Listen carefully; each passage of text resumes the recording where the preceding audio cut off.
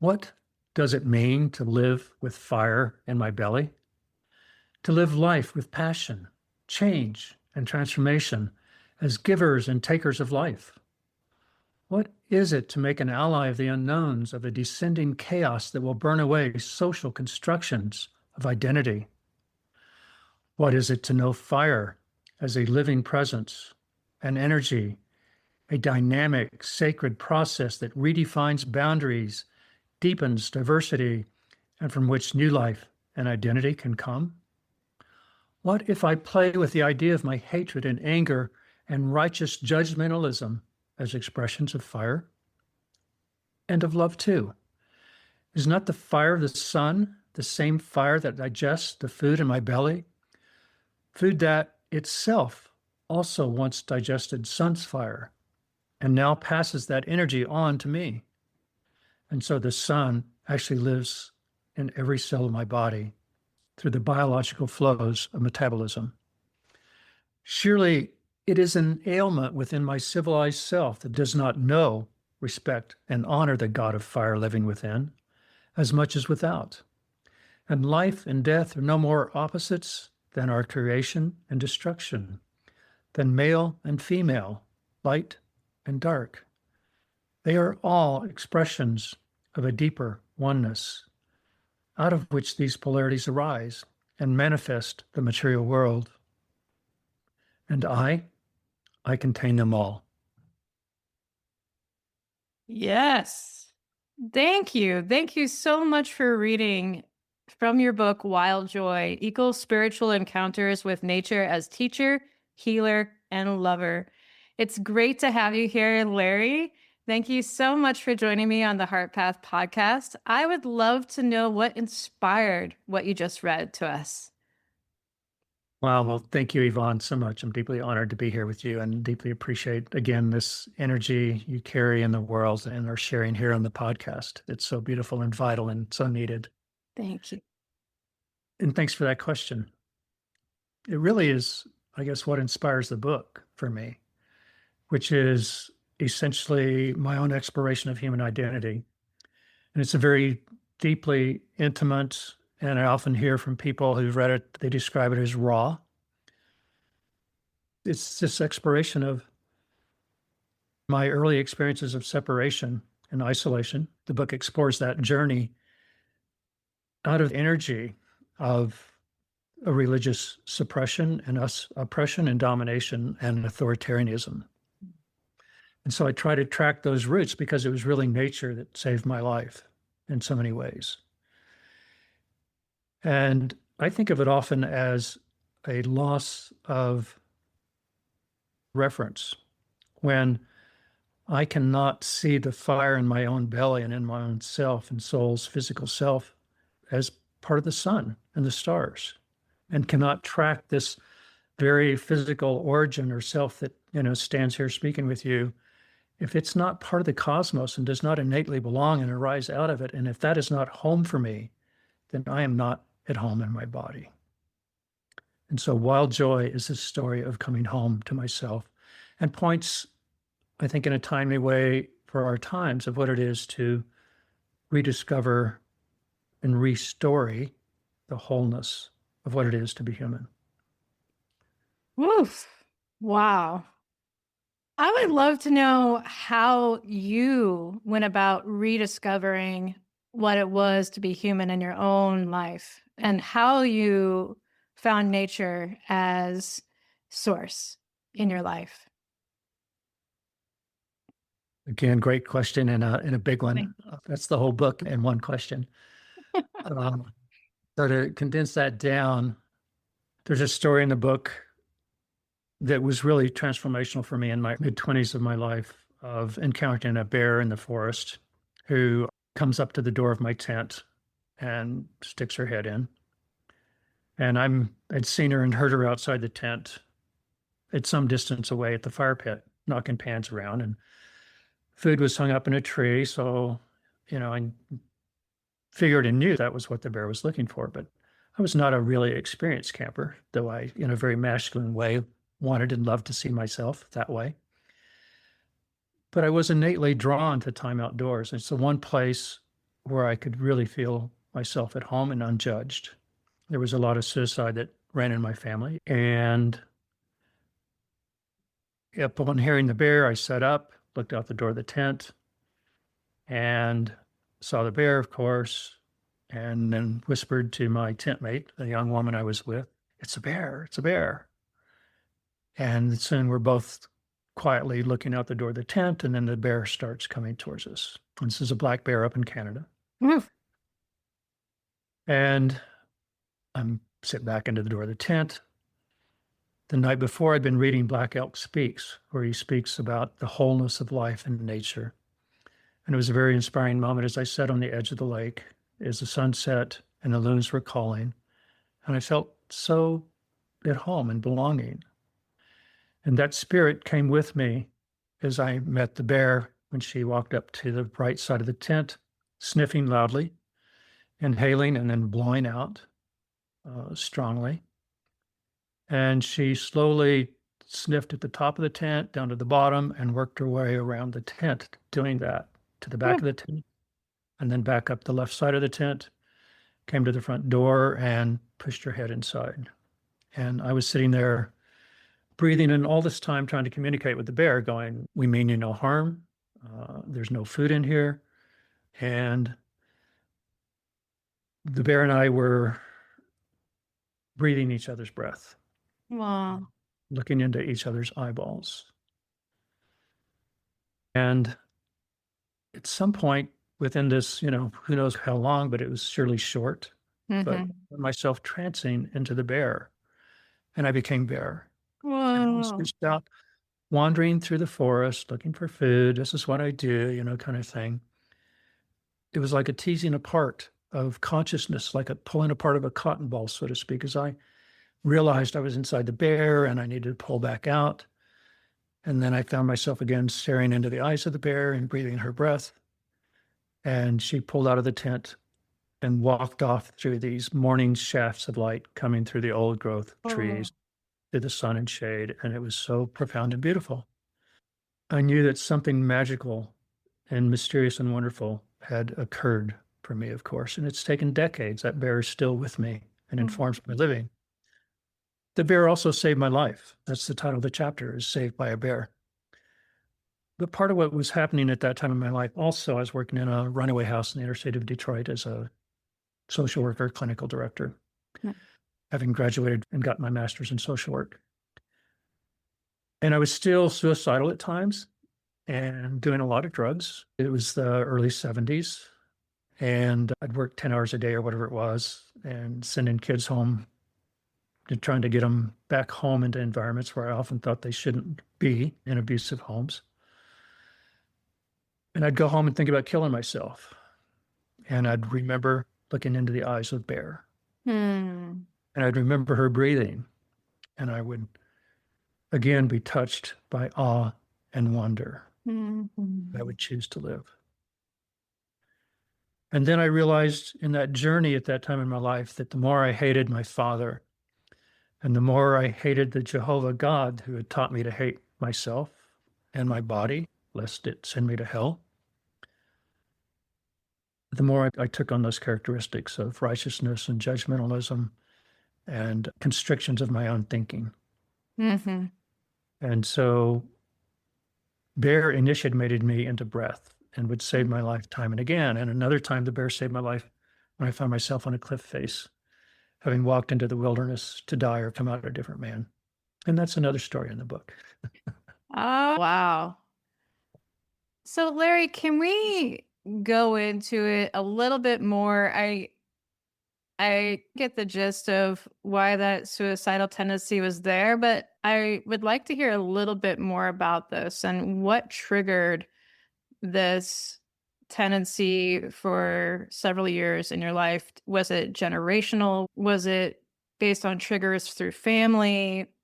What was it that kept that coming back up in your life? Thanks for that question, Yvonne. Yeah.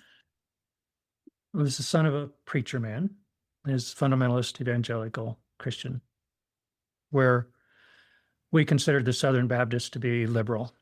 And sinful and going to hell because they didn't have the full truth. And only we, it was a branch of the Church of Christ, had the truth.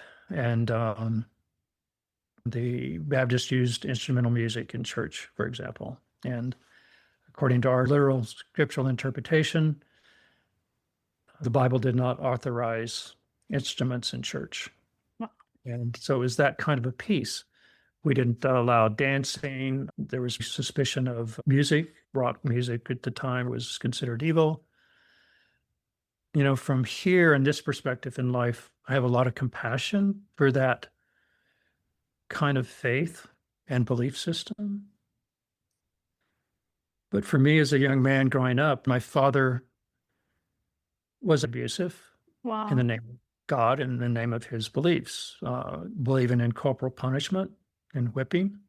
Mm. I vividly remember when my shorts would stick to my skin at night when I went to bed from the blood oozing and scabbing. In those early days, I felt like I got whipped daily, sometimes twice, with a belt. And there was a ritual to that, which is described in the book, which always included, "This hurts me more than you."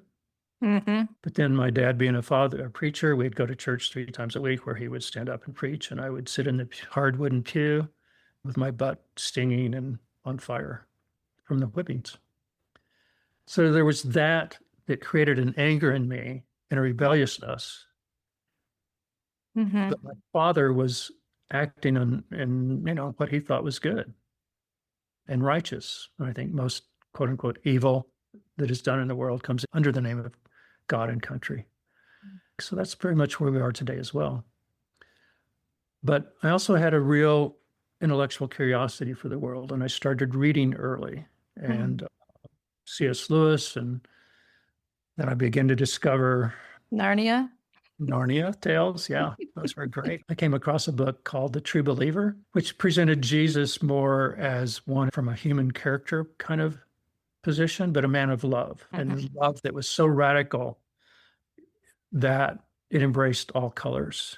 It embraced Mary Magdalene as a teacher. So there was a difference between his attitude in that book, which to me mirrored more the scriptures as I read them and learned to read them, and then as I discovered the Gnostic Gospels and so on, of this equality between man and woman and this partnership that I then began to see reflected in nature everywhere. And rather than a story of separation through nature, then particularly, and then reading, of course, too, but nature is where I began to see the oneness and the wholeness, and found myself unable to separate the raindrop from the river or the creek or the snow or the ocean. And there's a great line: millions can see the raindrop in the ocean, but only 1 in a million can see the ocean in a raindrop. And it's the same as seeing the sun or the stars inside my own system. It's learning to see the world through the eyes of wholeness rather than this story of separation where the divine is out there living in some heaven up in the skies in some other dimension, as which Joseph Campbell points out. If Jesus were traveling at the speed of light, he still would not be there ascending into heaven, because the universe is so big and so magnificent. And you know this, to be out under the stars in the middle of nowhere, and how small we are. And then to recognize that the religions and all of that are a way to block out the fear, and also then to acculturate us into a domesticated version that is subservient to the culture we live in, and in service of that, rather than in service to the spirit of life within and the life force that wants to express itself and be who we are and embrace the sensuality of living and the wholeness, the life force that craves freedom and sovereignty. I began to journal. Some women friends introduced me to Anais Nin back in the early 70s, and other feminist thinkers, which helped intellectually flip my worldview. And it helped me begin to see the world as story, and that I was constructing a story. And of course, I was deeply interested in psychology. and worldviews. I went to 2 Bible colleges and got a degree from one before going to University of Oklahoma for a master's degree. But I once had one of the Bible teachers call me into his office and ask me to stop asking questions because I was causing him to question his faith. Mm. So, there was a gift in that, but I guess I'm pointing towards an intellectual curiosity and quest in part. But I also began around the time of the bear and Nice-Nan in those early 70s working in Detroit. I began to journal. And that was in part driven again by women who've been often such a beautiful part and vital part of my own learning and growth. But Carl Jung has been a real inspiration in my life and his red book and material. And so I've journaled all these years, and that writing and reflective process is so vital. But it also took me into various kinds of shadow work and explorations of my own shadow, and just awareness of that is so vital. And psychedelic entheogens have played a vital role in this journey of freedom for me, which I've come to call in the book Wild Joy, which for me, it's beyond just the joy or pleasure in a moment. It's this knowing and this innate sense of belonging that can live inside of us when we come home to our bodies, stop shaming them, stop shaming ourselves. When I can bring love to the wholeness of who I am, to the pieces and parts that are broken and wounded that I don't like, but I can still learn to love them. Wild joy for me also captures grief and sorrow, and the wild grief and the wild sorrow that is transformational. When I look upon the planet and I witness the times that we're in, I mean, if we just talk climate and environment and nature without even referencing the proclivities we have for war out of greed and power hungriness. I mean, it's hard, challenging times to be alive, but there are great gifts in these times. And I would just say the power structures that are right now, the spiritual gift that I see in them is a great invitation for awakening and recognizing that the structures we have are not working. Yeah. And they're making it very visible. And it's this loss of reference to identity and nature and who we truly are. And the aspens, for me, became a great piece of that. I was hanging out in the aspens, whom I have a great affection for, and the ecology of them. And what many people don't know is that if you walk inside an aspen grove, you're walking inside the body of a living organism. Mm. In the Pando Grove in Utah is the largest known aspen individual, single DNA for a grove of aspens that has been dated to 80,000 years old and could be as old as 1,000,000. Oh my gosh. They evolved initially in cold climates, Arctic kind of climates and so on. And so the white bark is an adaptation to that because it's a sun reflector, and you can wipe your hand on the bark and it'll come off with white powder on it. And that's a sun screen for the tree. And you can put it on your face for sunscreen too. But just under that is a green, thin layer of skin, if you will. If you gently cut off a piece of the white, you'll see this green layer. So the aspens can carry on photosynthesis in the winter time, the cold. They also, in addition to dropping leaves in the fall that no longer serve, they will drop branches that no longer serve. Mm. So they can teach us about letting go as well, because so much of reconfiguring our identity, my identity, has been stories of rebirth and death, death and rebirth, and this cycle of that, and letting go of who I thought I was time and time again. Mm-hmm. So this skill also of being lost, and what is it to be lost, I think is vital to navigating our times, and the willingness to not know. It's a kind of spiritual humility, if you will. But on this journey with the aspens and sitting with this ecological piece, they're the first tree to come back after fires in the West, as you likely know. And so the secret to that is they've invested this life force in the root system. And so they sprout off the roots. And each tree is what botanists would call a ramette then. And culturally, I was entrained to see each one of those trees like a distinct human individual, a distinct being, when in truth, like the aspens, we humans, in my experience, arise off the same tree of life, Mm. same root system.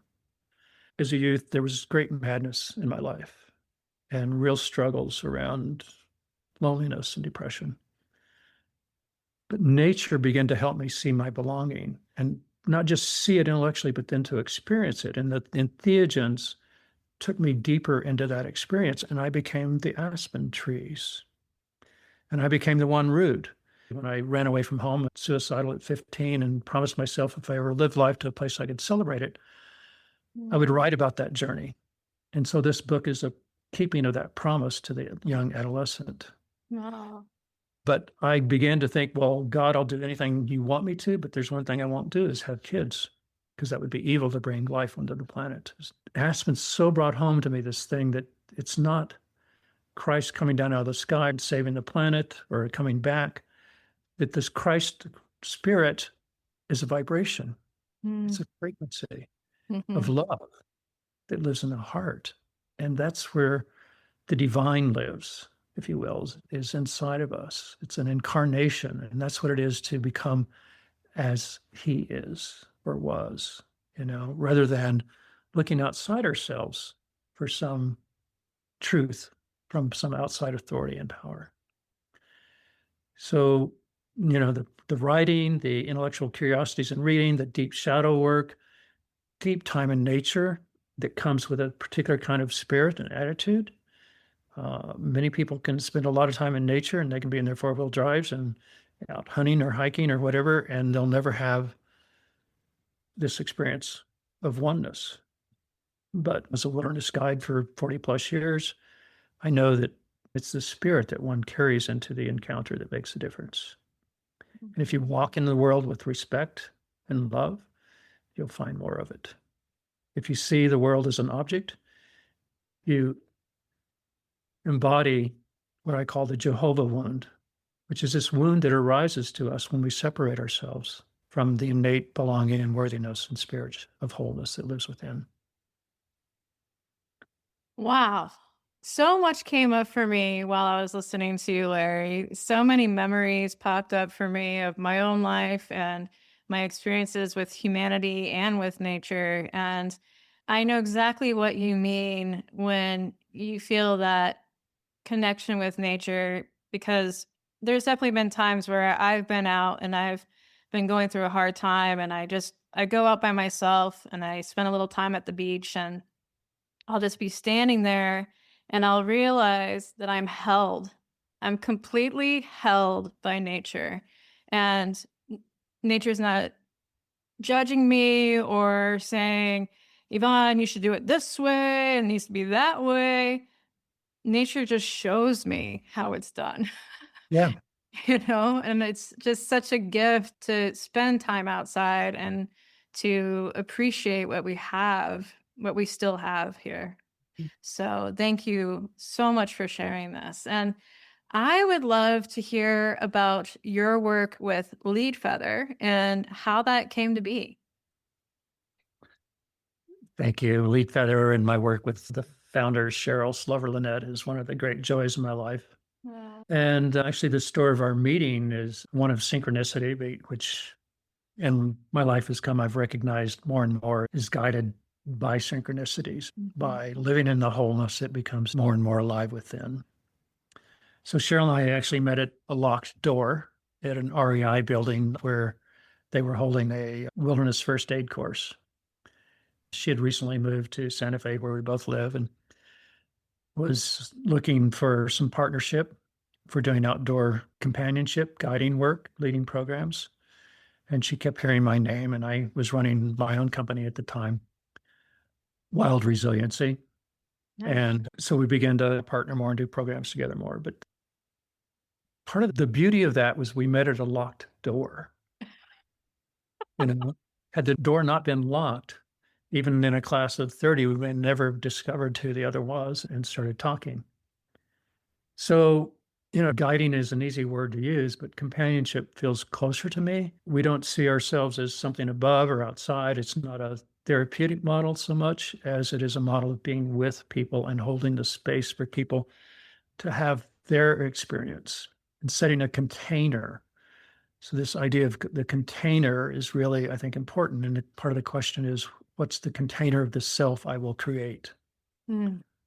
And so, it's holding the space so that people can re-experience themselves in a container of belonging with nature. One of the programs we do yearly is in Canyon de Chelly. And last year we had a man come on who, under pressure from his wife, who had been on a journey previously and was like, you got to go. And we do a 24-hour wilderness solo on that. And there's a lot of preparation that goes around that. But there was an invitation to find a tree and talk with it or sit with it and be with it and just see what comes up for you. And when he came back from his solo, he was like, OMG, I learned so much from that tree. Aw. And he says, I've not been the kind of boss I want to be running his own company. It changed his life. Wow. Yeah. So that's the work of Lead Feather in part. We do various journeys, and it's the spirit of wholeness that we bring and see in them already. I think that helps bring that out. Mhm. It helps create the space. I was actually wondering about what creates the space for them to feel like they belong. Can we go into that just a little Sure. bit more Yeah. about how you create that space? Yeah. I think, a sense of physical safety is vital within a group to do that. And yet people are also operating and being there in part because they're drawn to the risk or something new, or they want to re-experience something. We have many people that come back time and time again. There's a container of emotional safety. They know they're not going to be judged for who they are or for their experience or their religious belief or whatever. They don't need to believe like I do. And it's vital that we really hold and educate people around what's safe and what's not safe. Mm. You know, so there's time around that. If there are poisonous snakes or insects and those kinds of things, people's fears commonly outstrip the realities of the danger.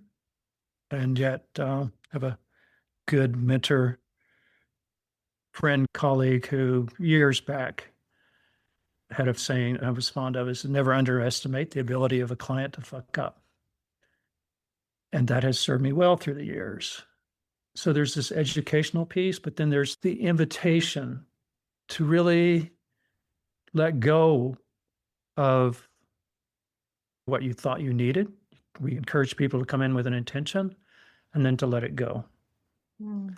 So there's the creation of a sacred space for not knowing and for also inquiring into nature and having a conversation maybe you've never had before with a rock or whatever. But nature does the speaking and nature does the work. We just hold that container. It's very much like a entheogen journey. If one is guiding or trip sitting or whatever for that, or one is doing it oneself, then it's like set and setting and intention are really primary pieces to that. Mhm. Yeah, the groups always bond in a sense of real community, and it is so profoundly beautiful to hold space for that and such an honor, and then to witness what happens for people. Thank you for the work you do. Thank you so much for creating community and for creating a container of safety for others to find whatever they need to find out there. And Mhm. I'd love to hear your poem. Okay. Well, there's a lot of poetry in the book. You see what wants to come up. This is called What More Theology? Tell me, please, dear soul, when you walk upon the earth, do the soles of your feet touch your mother with your heart? And when you walk with this lover, do you not find pleasure and joy in caressing her with your every step? Do you not walk deliberately like the tortoise, offering prayers of gratitude for the gifts of air and water and soil, for food and the companionship of kinship with the rooted ones, four-legged and winged and swimmers and crawling ones too? Do you not nourish your life, your very spirit, with this loving embrace of soul and soil and soul? Does not this embrace bring alive within eyes and mind and heart, innately drawn to mystery, curiosity, beauty, and belonging? Tell me, please, dear one, does this not make you a practitioner of the world's oldest religion? The original religion of love, of awe and wonder, too, the mother religion of all religions. Now, please tell me, too, what more theology might anyone ever need? Oh, I love it. I caught the in there, and I was just thinking about all of the different ways that awe can grace our days, especially if we're paying attention to what's around us. And Mm. the other day, I was just walking down the street and I saw a heart engraved in the sidewalk that I had never Uh-huh. noticed before. And it was a street that I'd walked down several times. Yeah. And then the next couple days, I walked down the same sidewalk, saw the heart, and there was a heart sticker right by it. I love noticing these things. So thank you for sharing your story. Thank you for sharing your new book. Thank you for sharing your time and your Yvonne. beautiful words with me today. Thank Yeah. Thank you so much. I'm so honored and delighted to meet you and to be able to do this podcast with you. And thank you for this work you're doing, sharing this love of nature and our interbeing and interdependence, interbreathing with all of life.